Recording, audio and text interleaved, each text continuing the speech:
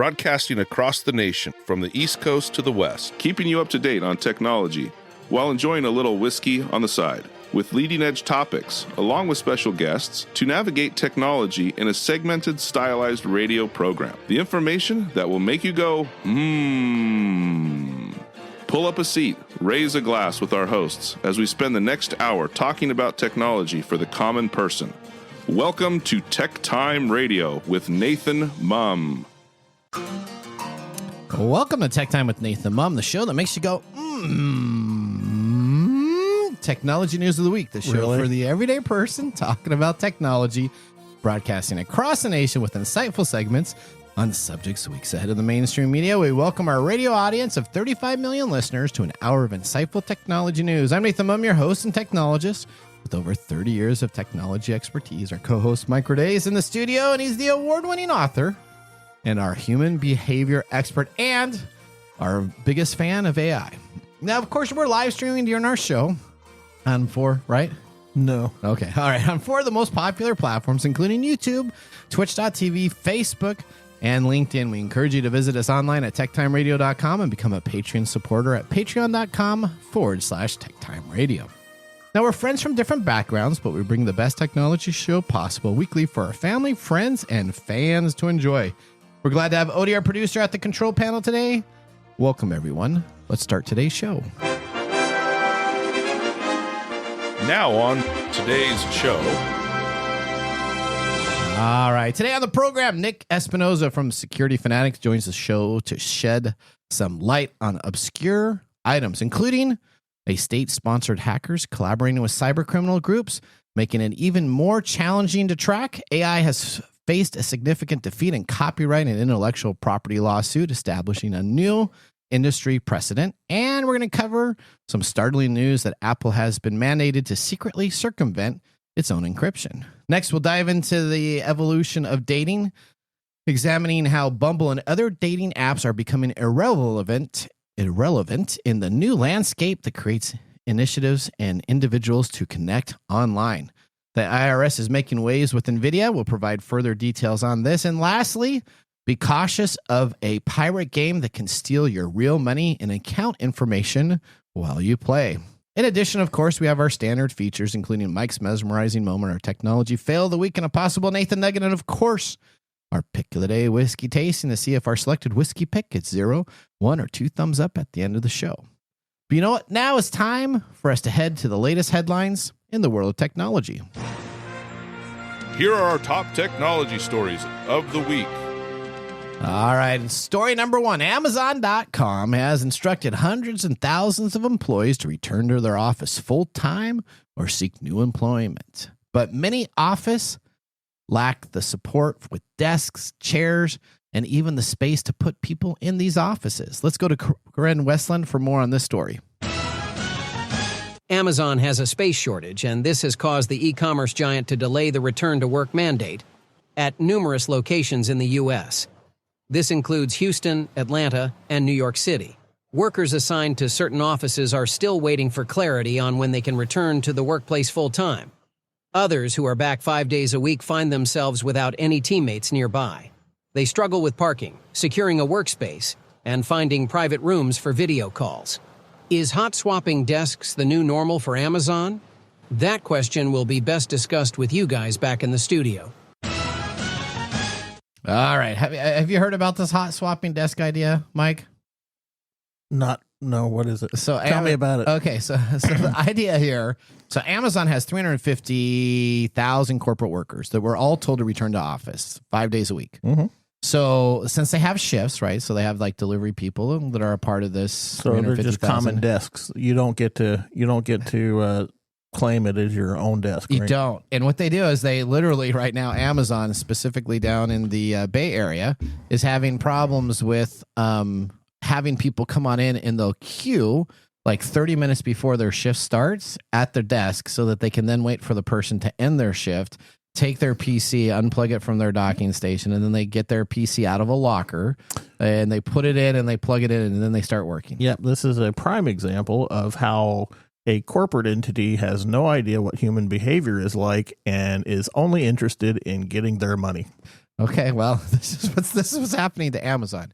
Yes, Odie. They got rid of the work from home aspect, right? Yes, everybody, according to Andy Jassy, Okay. the chief executive officer, he deemed that everybody had to return to the office for work. Do they explain why? This is just a mandate, and if you didn't return to work, then you would lose your job. This is an arbitrary FU to employees across the company. And I get that. I understand you want to supervise your workers in like a corporate mindset, but if you don't have the space for it, why bother? Well, listen to this. San Francisco Bay Area has 18 offices. And out of those 18 offices, in most of the area, the company is short at least 800 desks. Yeah. See, so they don't even have desks for these people to come into. Not even for hot swapping. They just don't. That's the problem. They, when the pandemic happened and we were all forced to do this, they looked at this and said, hey, this is a really good idea to get rid of some overhead. So they dropped a bunch of their office leases, right? Yep. They got rid of their infrastructure because everybody was at home.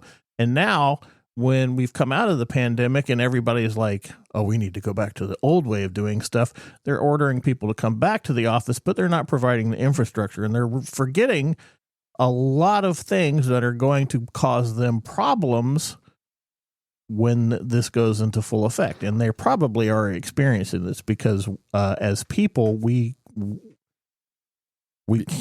don't work well when we don't have spaces that we can personalize or claim or whatever. So this is a big problem. Bay Area employees are having to park almost a mile away to find significant parking areas that will allow them to park their vehicle there at an affordable rate so they can go to work. So just think about taking that good 7-minute mile in high school. You remember running that mile back in track and everything like that. So you're going to park and probably be about 20 to 30 minutes away on a brisk walk for you to get to the office itself. Yep. Well, 600 employees have signed a spreadsheet supporting an initiative that they are requesting the company. These never work, but okay. 600 employees are signing a spreadsheet to support an initiative that they want to go back to not working on site. Yep. So those are 600 employees. This is a prime open doorway for unionization. Well, there we go. So an AWS employee in Portland, Oregon recently shared on LinkedIn her experience during her first week back at the office full time. She mentioned sitting at 3 different desks, lacking direct coworkers in the same location and needing to store belongings in a locker overnight or to take them home. So they get these little cubicle lockers. Like did you ever go to a roller rink and, you'd put your shoes in like this little locker and it had a little lock and you'd kind of like put it in the little metal box? They have like metal boxes here that the employees put stuff into and lock them on site. And then stupid. So if you want a picture of your family, you take it there and then it's just crazy. All right. Well, Amazon says that they will continue to have the mandate in place.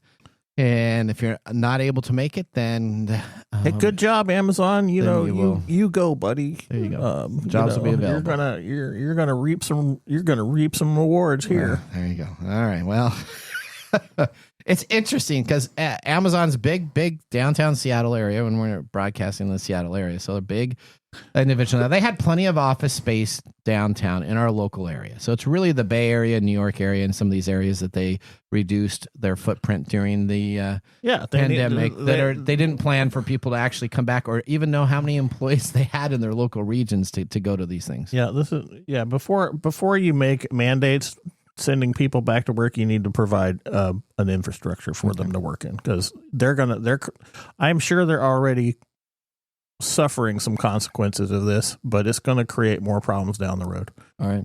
Yeah. And it's not something you can create by saying, oh, well, you have to. Humans don't work that way. Okay. All right. Here you go. Story number 2. This is a really interesting story. Well, yeah. If you're into dating online. You've done online dating, haven't you, Mr. Bidet? Yeah. And I can tell you it's miserable. Okay. So, all right, Bumble. So the Bumble and Tinder are on the way out. Okay. Is the kind of the headline here. Okay. Right? So dating apps are encountering a lot of challenges as alternative ways to meet people are gaining traction. For couples like Jess and Nate, who I don't know, they don't know who they are. Okay. They're discovering love through shared hobbies, which is gaming is increasingly on the rise, which is kind of a funny statement because that's usually how people in the past would meet through shared experiences or shared hobbies. Okay. Jess and Nate crossed paths at an esports event in 2023, but fostered that relationship while playing World of Warcraft together online. Your World of Warcraft lovers. Okay. I've played it a little bit. I didn't really like the game myself. But I have never played it online. I have never been a WoW guy. I played it. It was okay. It was a lot. I mean, you have to grind a lot, and you have to really play in the world. Okay. To do that. So this has nothing to do with dating. Well, keep on going. Sorry. Keep on going.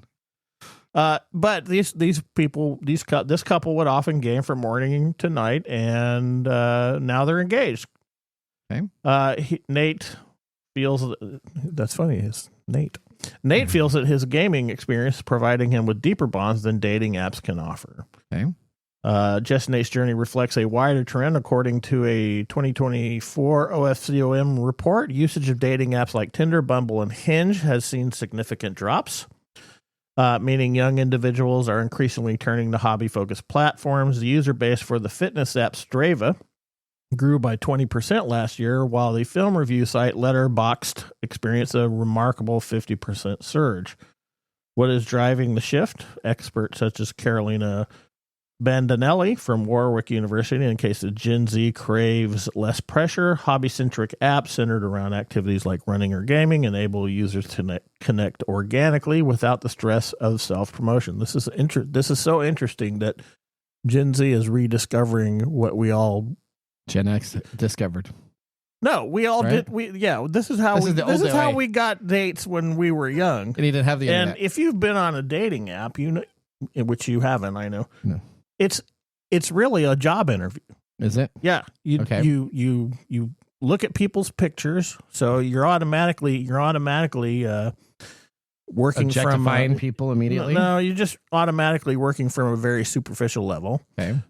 Then you have everything that they want and all their preferences, and then they kind of match you together. And then when you actually talk to them, then it becomes like it really is. It's like a job interview. Okay. During the pandemic, of course, dating apps began to resemble social media more closely. However, most cannot sustain this evolution, and we've seen a lot of changes on dating apps over the past few years in response to that. Apps are now offering niche options like dating for fitness enthusiasts or vegans. Some applications like Breeze completely remove pre-date messaging, while others hide their photos until users have communicated adequately. Okay. Nevertheless, there is a word of caution.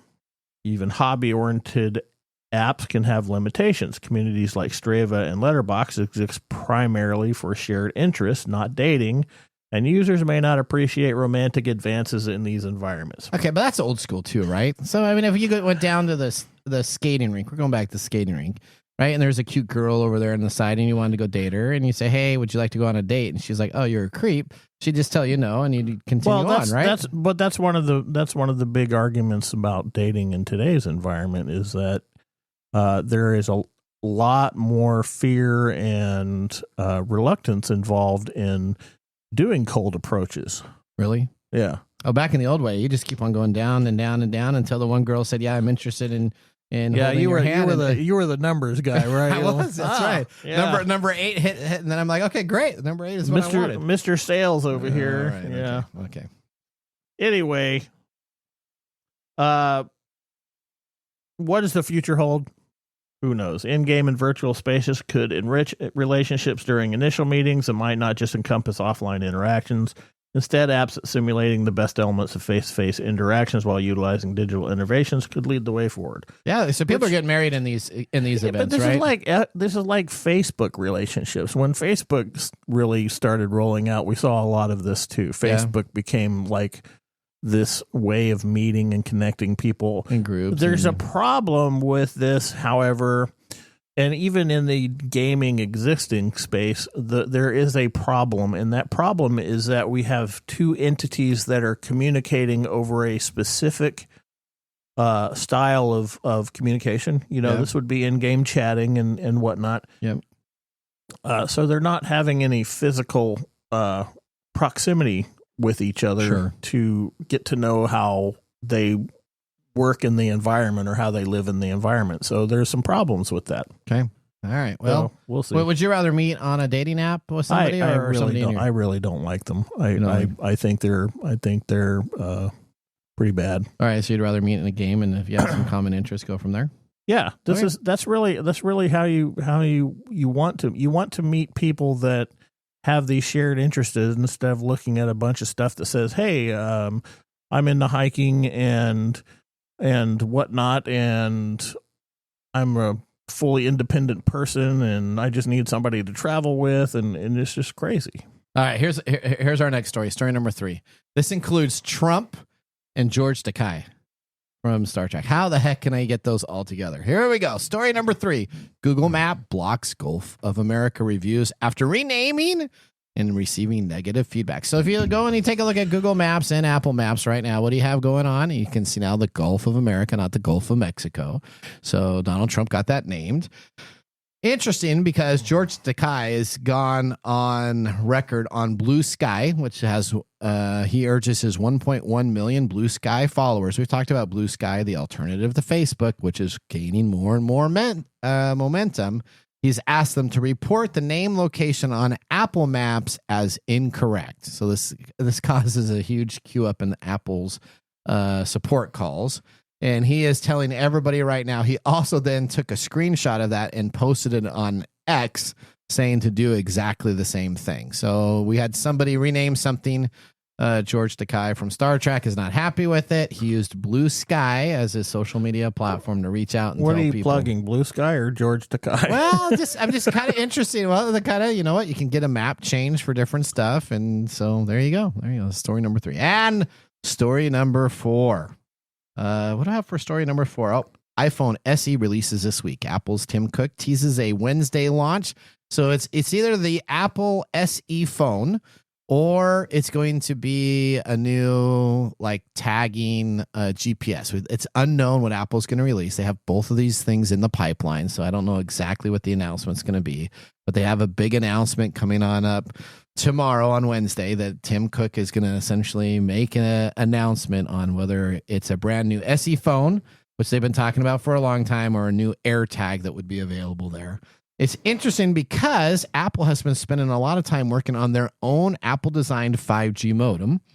So they've been working on this 5G modem that they're been touting that can work with satellites. If you paid any attention to the Super Bowl commercials, there was a big T-Mobile commercial that they have now partnered with Starlink. So anytime you're up in the middle of no man's land, you can get your phone. And this was one of our predictions that satellite phones are going to become kind of like this new thing with Starlink. So big announcement tomorrow. Apple is either announcing a brand new AirTag or the potential of no more home button, a larger screen on their lower end model iPhone SE. Do you know why you can't fart in an Apple store?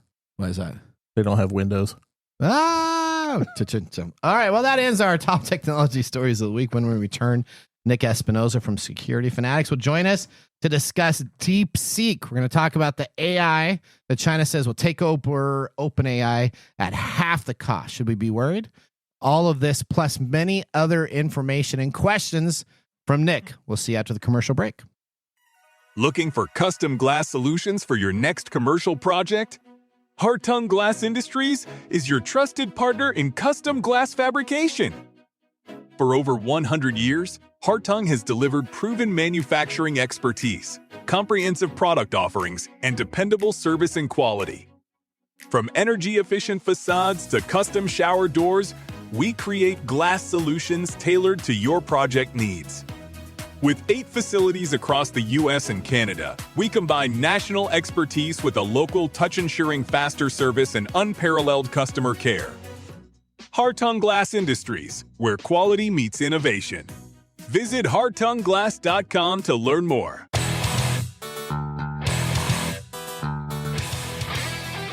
All right. Welcome back to Tech Time with Nathan Mumm. Our weekly show covers the top technology subjects without a political agenda. We verify the facts, and we do it with a sense of humor in less than 60 minutes. And, of course, with a little whiskey on the side. Today, Mark Gregoire, a whiskey connoisseur, is in the office. What do we have to taste today? Today is Wild Turkey 101, but the Jimmy Russell's 70th anniversary release. So from Wild Turkey's website, this collector-worthy release is an 8-year-old 101 proof bourbon with an additional blend of 8 to 9-year-old whiskeys. Hand-selected from a few of Jimmy's favorite rickhouses, the bourbon offers rich aromas of oak, honey, cinnamon, and tobacco, and a palate marked by sweet cream, butterscotch, and black tea notes that transitions to bitter chocolate, dark cherry, and burnt sugar. Now, this is from Campari's group, of course, from Wild Turkey's distillery in Lawrenceburg, Kentucky. It's straight bourbon. It's at least 8 years old, 101 proof, 75% corn, 13% rye, 12% malted barley, and it goes for about $50. Oh, this is fantastic. I love this. I don't know. I don't know about Mr. Gourdet. What are you thinking on this so far? You know, it's kind of nice. It's kind of nice. Okay. All right. I don't want to give away, but wow, I haven't had this. No, Is really, you don't want to give it away. Oh, this is really good. I haven't had really good whiskey in a while. The question is, what does Mark think about it? Oh, what does Mark? We will see during the mumble. Okay. I just after we do your mumble, I have something special for you and your whiskey connoisseurs.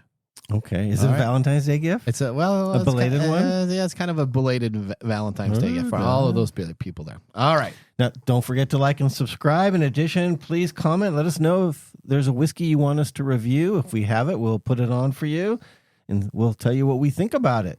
Okay. And drink responsibly. Heaven can wait. Perfect. Thank you so much. All right. With our first whiskey tasting completed, let's move on to our feature segment. Today, our technology expert, Nick Espinoza, is joining the show. He's an expert in cybersecurity and network infrastructure, has consulted with clients ranging from small business to the Fortune 100 level. In 1998, at the age of 19, Nick founded Windy City Networks, which was later acquired in 2015. He then created Security Fanatics, where he is the chief security fanatic. We welcome Nick to the Comcast video stream to start our next segment. Welcome to the segment we call Ask the Experts, with our TechTime radio expert, Nick Espinoza. All right. Hi, Hello, Nick. How you doing? Good. You know, I got to say something, Mike. Honestly, I wouldn't knock online dating, man. I mean, my chatbot wife and 6 AI kids take exception to this. You know. Sorry, I didn't mean to offend them. That's all right. That's There all you right. go. That's right. All right. Okay. Well, Nick, tell us a little bit about yourself for new listeners that are listening to our program. Tell us a little bit your background, besides being on our show for going on 3+ years now as a special guest. Tell us a little bit about that. Yeah. So I'm the chief security fanatic of Security Fanatics. We do all things cybersecurity, cyber warfare, cyber terrorism, infrastructure, government compliance. I've done a few TED Talks, all that kind of stuff. I have a regular podcast and write for Forbes on occasion and some other outlets. So I love hanging out online. So come say hi. And, Okay. happy to be here. Perfect. All right. So, Nick, we got to talk about DeepSeek, right? So the AI that can replace all AI companies for fractions of the price, time and labor. It's going to make us all use this AI. Now, I tried to sign up for DeepSeek and it was crashing, so it didn't allow me to sign up. And then I tried to sign up for it again and it crashed and didn't allow me to sign up. So tell us a little bit, what is DeepSeek? From your point of view as an expert, are we concerned about this Chinese AI alternative? What Chinese products are possibly bad and harmful and malicious? People, comrades, the DeepSeek AI is here for all of us. Now, this is absolutely insane. I've done actual testing. You can literally go watch videos I've done on this. And probably one of my most viral social media posts was actually testing to see if it was sending back to China. But yeah, to your point, essentially, this is the bomb that knocked $1 trillion off the economy globally in a single day, because they basically put out a Chat GPT competitor, said they did it for a mere fraction of the cost, and then gave it away to the world. Anybody can go download this thing on GitHub and run it on much less firepower than a Chat GPT needs. So it absolutely changes the game. Now, is it as good as Chat GPT? Well, I tested it against Chat GPT 01. And it's pretty solid. It's actually a lot faster to calculate and respond and whatnot. I also tested it from the website, but I found a couple of different things that I thought was absolutely fascinating. First things first, it absolutely is bias and censorship. I mean, does the Chinese government like to talk about Tiananmen Square? Neither does their AI. And I think those are things basically to talk about. But I think part of it too is that it may have the ability to insert some pro-China disinformation into the world. So one of the questions that I actually asked it when I was experimenting with it and then comparing the exact same question to the response of ChatGPT was which 10 countries are the worst, or I'm sorry, which 10 countries are the best countries in the world? And it gave me very similar lists, et cetera, Norway and Canada and most of Scandinavia was on the list, but it also had some interesting ones because when I really started going after it and asking about the top 10 greatest leaders in the world, it actually introduced Mao into the equation. Now, Mao, by all means, has a whole lot of human rights violations to his name, but here we are. And these AI sound really authoritative. And so by virtue of that, people would say that and say, oh, Mao's one of the top 10 leaders, number 9 for the record on DeepSeek, when all historians would totally disagree with that one. On top of it, I asked it what 10 countries were the worst for human rights. It actually spit out an answer, immediately deleted it, and then told me, sorry, that's beyond my current scope. But I read what it wrote, and it started to say the top 3, which were North Korea, Syria, and China. So it understands this. Like I said, I did an entire slideshow on YouTube on this one. It was wild. I also caught it in our lab at work, basically sending data back to China on a completely clean computer. The only place the computer had ever gone to was the DeepSeek official website. And I took screenshots and all that. You can find that on social media. It's absolutely nuts. All right. Absolutely nuts. So are you worried about it taking over for OpenAI or any of these other American competitors out there? Yes. Here's my biggest fear. Here's my biggest fear with DeepSeek is that because it's free to the world, research institutions, companies, all this kind of stuff are going to say, wow, we get a ChatGPT model essentially for free that we can download, manipulate, and use. And nobody's going to go through the code, to basically get rid of the data mining or surveillance aspects or really understand the potential biases that it can slowly creep in, over time. And so by virtue of that, what you're doing is you're essentially training generations to basically learn from artificial intelligence, just like a ChatGPT. But the information delivery may be very skewed towards a pro-China position when the facts of the world may not say that. On top of it, again, like if this is being adopted by corporations, essentially to tweak it for their own needs, could this potentially data mine as well? What we need is code-based reviews on this. And for the record, they say they got this going for $6 million. Nobody believes that. It definitely cost them more than that, but it's still a fraction of what ChatGPT is. So this is literally, I think, just a virtual bomb drop in the AI community. See, and this is why I love AI, buddy. This is why you love AI. Yeah. All right. Okay. Well, speaking about AI, they just lost a major copyright intellectual property lawsuit, which sets precedents for other lawsuits. Can you explain a little bit about this ruling here?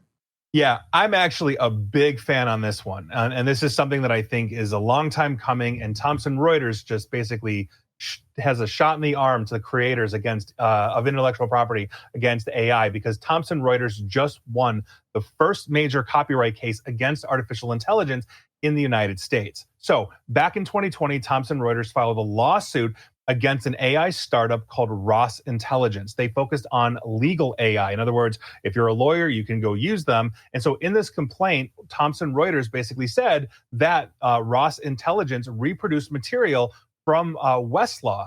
Thomson Reuters owns Westlaw, which is essentially like a terminal and access for lawyers to get essentially access to all the legal precedent and rulings, et cetera, across the United States. And so a couple of days ago, a judge actually ruled in Thomson Reuters' favor, basically saying that, yeah, they totally ripped you off and they were trying to spin up a competitor to Westlaw using Westlaw's intellectual property. And so it opens up two major things. I'm sorry, go ahead. No, we were just laughing. I was laughing. It's funny to me that this whole thing started with one law firm using the law to get unlawful information from another competitor. So. Well, hey, lawyer ball is lawyer ball, right? And lawyers will tell you to get it in writing, and then the other lawyer will tell you it's not worth the paper it's written on. So, you can do the math on that. That's what they charge you, $399 an hour for that. There you go. Legal fees ain't cheap. That's right. Not at all. But you need a good lawyer in your life at some point. hopefully not criminal. So with that, it opens up, I think, two major cans of worms here across basically the legality of artificial intelligence. First, it's obviously a clear win for creators like George R.R. Martin of Game of Thrones fame. Like, he's in a process of suing OpenAI, as is Sarah Silverman, the comedian who wrote a book, et cetera, et cetera. It's also, though, a blow to platforms that use the concept of fair use. Now, artificial intelligence companies will basically defend, saying that there's a four-pronged system of fair use, and courts use this to determine whether essentially an AI is ripping off or any other intellectual property. So they look for the reason behind the work, like why is the work being created? They look for the nature of the work. Is it, like letters, poetry, nonfiction, and any other kind of creation, artwork, et cetera, et cetera. The amount of copyright work used. In other words, like, are you making a derivative of the original? There's a very famous Andy Warhol case about that with Prince, I believe, was the subject of the picture. And then finally, how basically it would impact the market value of the original. So if you're stealing Westlaw stuff, repackaging it as Ross Intelligence, then yeah, you're definitely going directly after essentially Westlaw and Thomson Reuters. So they won, and here we are. So it's a good thing. All right. So there we go. So let's talk about some state-sponsored hacking groups now, working with cyber criminal gangs. And at the same time, I want you to kind of talk about our nation's cybersecurity protection at the moment. So I talked about this on last week's show, where we have some of our smartest minds that have decided to take a 9-month journey of retirement in payment. So kind of in the same type of deal. How is our nation's cybersecurity protection at the moment? And talk to us a little bit about these state-sponsored hacking groups. Sure. So as it stands right now, when I'm thinking about essentially since the inauguration, what has happened, it's all aboard the Hot Mess Express. Okay. Because basically within the first 48 hours, we saw top advisory roles, meaning those veterans in cybersecurity at CISA, Secret Service, and just Department of Homeland Security in general, essentially lose their jobs. Now, I've been through like transitions of presidential transfers of power from one president to another. And there's usually a handoff. The incoming team basically gets up to speed with the outgoing team on what they're tracking, philosophy, intelligence, et cetera, et cetera. Now, the incoming team may have a different standard or different process, but the point is there is a handoff, there's mutual respect, and we're talking about nonpartisan people that serve the government, right? And so the only way I can think about it is if we're on a battlefield, I mean, imagine the general coming and saying, let's pull all the top commanders and let the privates figure it out. They'll win the battle for us, right? And so by virtue of that, there have been reports that have showed that we lost track of Salt Typhoon. This is the Chinese hacking group that essentially was, wiggling their way through our major telecom providers like the T-Mobiles and Verizons of the world. And so by virtue of that, it's going to be very hard to play catch up to that. And quite frankly, that's not political. That's just what happened, so I don't know if it's this whole Doge thing where they're just trying to take a flamethrower to everything, but that was a serious blow. And I've been in meetings with some of those people that have been terminated, and it's obviously a huge thing. Not to mention the furlough issue of take the severance, and you got 9 months off. So these are very serious issues, and that also dovetails with these new tactics that we're really starting to see, which is state-sponsored hackers are essentially collaborating with cyber criminal gangs, as you mentioned, and it makes them much harder to track. And there's this growing collaboration. So you've got essentially espionage on behalf of nation states on one hand, you've got the ransomware gangs that want financial gain on the other hand. In other words, they're just ripping you off for money. And so for the record, there's always been some kind of overlap there, but it's really coming to a point. And we're really starting to see that. So Mandiant, that the security outfit owned by Google, started recently tracking this. And now we're starting to see other research outfits from Palo Alto Networks, Symantec, and some others starting to see similar tools being used. And so basically what we're seeing is agencies like Russian and China Intel, they're using ransomware to make themselves look like a gang going after money when they're actually after espionage. And on top of it, you also have the ransomware gangs that are now leveraging these special hacking utilities that have only previously been identified as being used by intelligence agencies. And so the collaboration is there. The ransomware gangs can do the dirty work as a cutout or possibly augment the workforce. It's a huge mess either way. And it's a very difficult thing for us to address.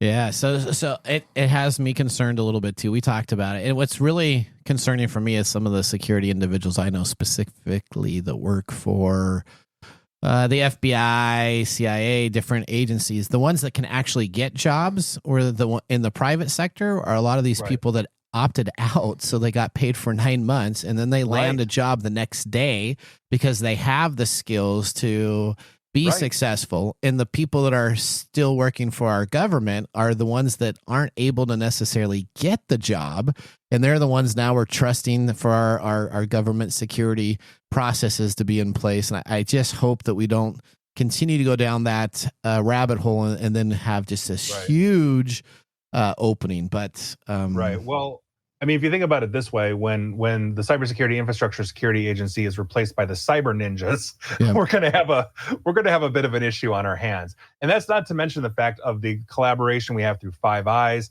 the collaboration we have with the Ukrainian cyber army, as essentially, Russian intelligence is very active, obviously, in the war zone, on the technology side. So it's just a problem all around right now. All right, last thing here in a couple minutes. Can you explain what happened with Apple that was ordered to secretly break its own encryption and tell the world they did this? We talked about this. I think this was about 2 weeks ago, was it, that it came on out here? But we kind of talked about it briefly. Give us kind of a recap of what happened, why they announced it, and why did they decide to actually do this? Yeah. This is insane. I absolutely hate this news. But they essentially, to your point, they've reportedly been ordered by the UK, United Kingdom government, to essentially create a backdoor that would give security officials access to encrypted iCloud backups. Now, this has been the cry of governments all around the world, that law enforcement needs to break encryption or have backdoors into encryption in order to catch the criminals. Essentially, what we're doing is creating laws to the lowest common denominator in society. And by virtue of that, most of us get caught up in it. Like 99% of us, right? We're not murderers, we're not criminals, we're definitely not terrorists, et cetera, but now they have access to our stuff in that same way. So here's the thing, though. If this was implemented in the UK, British security services wouldn't just have backups to citizens of the UK under their purview. They'd be cracking it for all of iCloud, meaning why wouldn't they go into an American or a Canadian or Australian account? That's the problem that we've got. And so by virtue of that, they were ordered to do this essentially under the Investigatory Powers Act of 2016. And essentially in England, for the record, it's called the Snoopers Charter, where that gives them this right. But they've ordered Apple to do this. Now, Apple can appeal, but that doesn't stop the deadlines. In other words, Apple still has to do this while they're under appeal. And they've also been ordered, again, under this Snoopers Charter, if you will, to not tell anybody. So as of right now, they could have cracked iCloud, given it to basically the Brits, and we have no idea because they're legally not allowed to tell us. So essentially what we know they're going to do is they're going to stop using the advanced data protection, Apple is, in the UK, but that doesn't actually satisfy the order that the UK government gave them. It's absolutely insane. It is. All right. Well, Nick, thank you so much for being a part of our show. How you feeling, Mike? Nick is always a good reality slap to the face.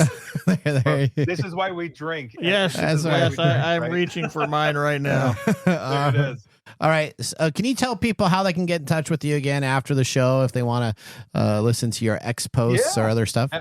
Absolutely. You can like, share, follow me on Facebook. I'm still on Twitter/X, but I'm also on Blue Sky, Mastodon, and YouTube /Nick Espinoza. So come hang out. Come say hi. All right. Well, we thank you so much for being a part of our show. Bye, Nick. Guys. Thanks, Nick. See ya. All right. That ends our Ask the Expert with Nick Espinoza. Up now we have Mike's mesmerizing moment. Welcome to Mike's mesmerizing moment. What does Mike have to say today? All right, Mike, here's my question. What makes in-game dating something that would become more popular than dating apps? Well, okay. So it's not proximity, but it's length of time that you're communicating with somebody. All right. Right. So one of the interesting things about this is not a new thing. I don't know that this is necessarily something that's on the rise, because human beings do this naturally anywhere they go. I love this idea that we think that matchmaking is not something that we do in certain areas, but we do this everywhere. Every time you meet a new person, one of the key indicators that your brain is going to look for is if it's a mating potential. Okay. So when you're doing these games, you are talking to them and sharing information and sharing life pieces and experiences. So you're naturally going to create a bond with this. And this doesn't just happen with romantic interest. This happens with online friends. So this is a format, and then we have the length of time that people spend together on these things. Like the example we used in the article was that these two people were online from morning to night. Yep. And so in that length of time, they're going to share a lot of information that you're just not going to get on a dating app. You just can't get it until you start. But when you go dating, that's your natural inclination is to look for those shared interests. Okay. All right. Well, that was Mike's mesmerizing. I don't know if it was that mesmerizing. No, it is. You actually have kind of a good experience on this. All right. Well, yeah, we're going to take a commercial break. When we return, we have This Week in Technology. So now would be a great time to try a little whiskey on the side. See you in a bit. Hey, Mike. Yeah, what's up? Hey, so you know what? We need people to start liking our social media pages. If you like our show, if you really like us, we could use your support on patreon.com. Or is it Patreon? I think it's Patreon. Okay, Patreon. If you really like us, you can. And you say I'm the English guy? Patreon.com. I butcher the English language? You know you butcher the English language. Okay, so it's all the time. It's Patreon.com. Patreon.com. If you really like our show, you can subscribe to Patreon.com and help us out. Oh, and you can visit us on that Facebook platform. You know, the one that Zuckerberg owns? The one that we always bag on? Yeah, you can. We're on Facebook, too. Yeah, like us on Facebook. Do you know what our Facebook page is? TechTime Radio. At TechTime Radio. Yeah. You know what? There's a trend here. It seems to be that there's a trend, and that's TechTime Radio. Or you can even Instagram with us. And that's at TechTime Radio. That's at TechTime Radio. Or you can find us on TikTok. And it's TechTime Radio. It's at TechTime Radio. Like and subscribe to our social media. Like us today. We need you to like us. Like us and subscribe. That's it? That's it. That's that simple. And now, let's look back at this week in technology. All right, we're going back to February 19th, 1971. The first warrant to search for computer data was issued. Now, the first warrant was issued in California to search for computer storage. The warrant allowed for the search of key-punched computer cards to punch with a proprietary remote plotting program, computer printout sheets of proprietary remote plotting programs, computer memory bank and other data storage devices magnetically imprinted with proprietary computer programs. The event would lead to an increasingly sophisticated methods of encryption to hide computer files from law enforcement agents. Now, law enforcement seized tapes and a directory of files held by a magnetic drum mass storage system built by Sperry Rand Corporation for a UNIVAC called Fastran. There you go. That was This Week in Technology. If you ever wanted to watch some tech time history with over 230 plus weekly broadcasts spanning over 4+ years in video, podcasts, and blog information, you can visit techtimeradio.com to watch our older shows. We're going to take a commercial break. When we return, we have Mark's Mumble Whiskey Review. See you after this. Hello, my name is Arthur, and my life's work is connecting people with coffee. Story Coffee is a small batch specialty coffee company that uses technology to connect people to each product resource, which allows farmers to unlock their economic freedom. Try our Medium Roast Founder Series coffee, which is an exotic bourbon variety that is smooth, fresh, and elegant at storycoffee.com. That's STORI coffee.com. Today you can get your first bag free when you subscribe at storycoffee.com with code TechTime. That's STORI coffee.com. The segment we've been waiting all week for. Mark's Whiskey Mumble. That title says it all, Mark. There you go. We're always more concerned about the whiskey than all the other crap that's going on in the world. All right, what do we got? I've been looking so forward to today, February 18th. What is somebody calling somebody? What was that? Uh-oh. All right, there you go. Was that Mr. Gourdet? Are you getting a personal phone call here? Yeah, hold on. I've gotten all my Chinese people to talk to me about what they're getting from us. All right, okay. Here we go. Sorry about that. All right, Mark, continue on. Well, today's an exciting day. All right, what is today? Today is Cow Milked While Flying in an Airplane Day. Cow milk while flying in an airplane day. I knew that would wake up Mike from his phone. From his phone. There you go. Who came up with this day? Explain this to us. So this day commemorates from 1930 a cow named Nellie J, also known as Elm Farm Ollie, who became the first cow to be flown and milked in an airplane. Okay. The event was part of a scientific effort to study the effects of height on cows' ability to produce milk. In the 72-mile flight over Bismarck, Missouri, Ollie's milk was then put in paper cartons and parachuted down to the spectators to generate publicity. Oh, wow. See, it's not just Elon who sends things into space. So you have other people do it. Okay. So that became, and today is the official day for that. Other people have celebrated it since then, or was this a one-time deal? Yeah, this is totally my biggest calendar day of the year, right? Is it? Yeah. Totally. Now, while Nellie J is celebrating 95 years celebration today we're also celebrating 70 years of master distiller Jimmy Russell's 70th anniversary with Wild Turkey, making him the longest tenured spirits master distiller in the world. Wild Turkey is not only lucky to have one Russell, they have three. Okay. Grandfather Jimmy, who we just talked about, Father Eddie, who is also the master distiller there, and their son Bruce, who is an assistant distiller there. Okay. Now, this whiskey, let's talk about this whiskey. All right. For me, drum roll. Yes. This whiskey is a treat. Okay. Similar to the regular Wild Turkey 101, however, it dials down the rye spice and increases sweetness and sugar. This is a delicious treat. Okay. And for $50, you cannot go wrong. All right. I just got this bottle, and as you can see, it's nearly empty. Okay. I loved it so much, I went out and picked up 2 more bottles. Did you really? Okay. I did. Did you have to buy it someplace special, or was it just available online? Or I did not buy it online. Total Wines was carrying it. Wow. Okay. Easy down the. You didn't use your little underground. I did not whiskey market. No. Total Wines had some shipments, and I found out when they came in, and went and got myself a few more bottles. Okay.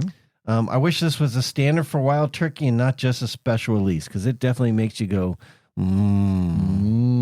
That's right. Okay. Well, you know what? What a great pairing. Whiskey and technology, just like Scottie Pippen and Michael Jordan. Can't have one without the other. Seriously? Yeah.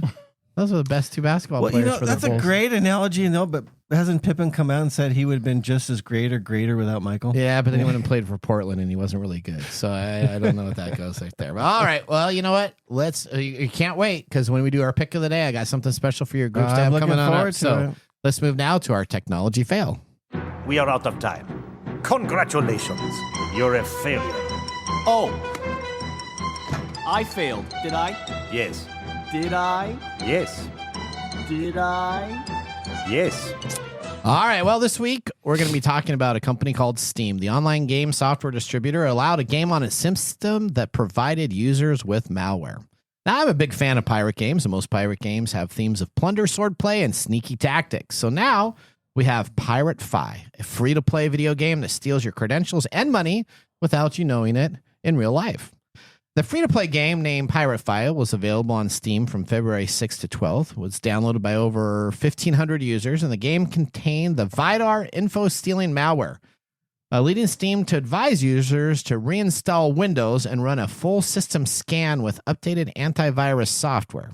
See, the problem with this malware is it actually went on in and stole any key logging information and screen captures of your PC. So anytime you would log into your bank or anything like that, it would have your credentials, information, and different items. Now, users should also check with unfamiliar software and consider an OS reformat as a necessary Holy step. crap. That's significant. Now, do you think that the game developers knew about this? Oh, absolutely. Pirate Fi, developed by Seaworth Interactive, received positive reviews before the malware was discovered.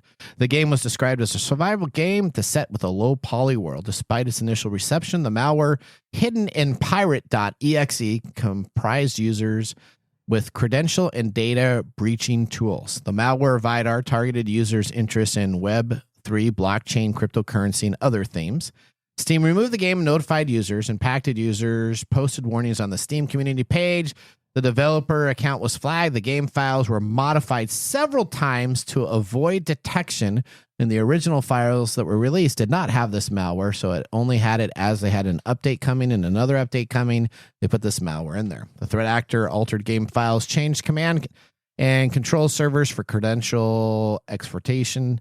Based on statistics, up to 1,500 people were affected, with some having cryptocurrency withdrawals and bank accounts compromised, at over $1.3 million lost. Wow. How do you like that? So is the theme don't play pirate games? Well, you better. Yeah, so it's really interesting. So is that Steam's fault because they produced it? So this is going to be a pretty big deal. You got to be careful about any publishers that you load that don't come from probably 1A, 2A, or 3A title publishers. And this is Pirate Fi. Do not load it on your machine unless you want to share money with these pirates. All right, we're going to head out for our last commercial break. Wait a minute. I'm still waiting for Mike's favorite line. I mean, what's that? What's my favorite line? Nothing in life is free. Oh, that's right. Well, nothing in life is free. There you go. But I think it's pretty funny that they pirated your information with a pirate game. It is kind of funny, isn't it? All right. We're going to head out for our last commercial break. When we got back, our Nathan Nugget is going to surprise you to the utmost. See you after this. How to See a Man About a Dog. It combines darkly comic short stories, powerful poems, and pulp fiction prose to create a heartbreaking and hilarious journey readers will not soon forget. Read How to See a Man About a Dog, Collected Writings, for free with Kindle Unlimited. Ebook available on Kindle, print copies available on Amazon, the Bookpository, and more. This is your Nugget of the Week.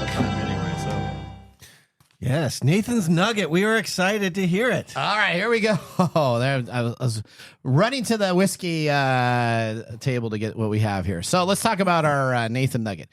Let's say you're the government and you're the IRS and you just decided to remove a whole bunch of people's jobs, but you still want to make sure that you can collect your taxes and evade anything that goes on. Well, what is the IRS doing? The IRS is planning to acquire the NVIDIA SuperPod AI supercomputer to boost its machine learning capabilities for fraud detection and analyze taxpayers' behavior. Elon Musk's Department of Government Efficiency is establishing a presence in the IRS as part of a larger initiative to modernize the federal bureaucracy with a brand new machine, and it's called the sophisticated NVIDIA SuperPod AI computer cluster. And who's selling it to them? Well, NVIDIA is going to be. Well, maybe Tesla through it. Okay. According to a February 5th acquisition document, the configuration integrates 31 individual NVIDIA servers, with each server hosting 8 of the company's leading Blackwell processors intended for training and operating AI models that power applications like ChatGPT. The hardware is estimated around $7 million that they decided to put on in to replace individuals that were previously combing through tax information as an individual. Now, we believe the technology here will help identify fraud, theft behavior, and make sure that you continue to pay your taxes. There you go. Yep. Isn't that great? Yep. All right, now we need to move on to our... So what's the nugget in there? What's the nugget? The nugget is that it hasn't been really released. Nobody's talking about this. So the nugget is nobody's talking about it. It's kind of been shuffled underneath. You had to go into some back-end documents to see the February 5th. February 5th's a while ago, so no one's talking about this. I hope that we can get it out there talking about it, and people may say, hey, let's keep our regular people instead of other people being replaced with a computer AI. All right, now let's move on to our pick of the day. And now our pick of the day for our whiskey tastings. Let's see what bubbles to the top. All right, what do we have, Mark? Wild Turkey 101. This is Jimmy Russell's 70th anniversary release. So it's a special release this year. Jimmy Russell picked those barrels himself. And you got 3 of these at home then, or do you have 2 at home and this is the third? This is my third. This is the third. I got 2 at home. So yeah. I got one that's in my box that will, when I have a craving, that I'll grab it. And I got one under the closet, or in the closet deep hidden for in the future. In the future. All right. What are you going to give this? Are you giving this a thumbs up, Mike? Yeah, I'll give it a thumbs up. It's not on my really big standout thing, but it is very pleasant and tasteful. It must have been. I got an empty glass here already. That's more due to the news than the natural flavor. Is that Nick being on the show? Yeah. Nick always makes us happy. Now, Love Nick. Mark, Yes. your whiskey tasters. This was a whiskey bottle that is no longer being printed from a local distributor. It won our first year's pick of the year. This is Law Dog. It's a Mo whiskey, distilled spirits, 90 proof. This is one of the remaining 2 or 3 bottles that exist of this company because they no longer do a whiskey. I'm going to give this to you guys. You guys can crack thank you, the my cork. Valentine. There you go. And tell us what you guys think about that. Make sure Chris All gets right. that. Everybody else in your little group. We'll do tasting that at our next whiskey tasting. Yeah, and then you can tell if it's a thumbs up or thumbs down. All right. All right. You know, it's been a great show today. You know, nothing like learning about AI taking over the IRS. Skynet is waking up, folks. It is. It's going to all be available there because we don't want to pay other people. You know what? It's been a great time being on the show today. I always love meeting with everybody here on the round table and all of our fans. Remember, the science of tomorrow starts with the technology of today. See you guys next week. All right, later. Bye-bye.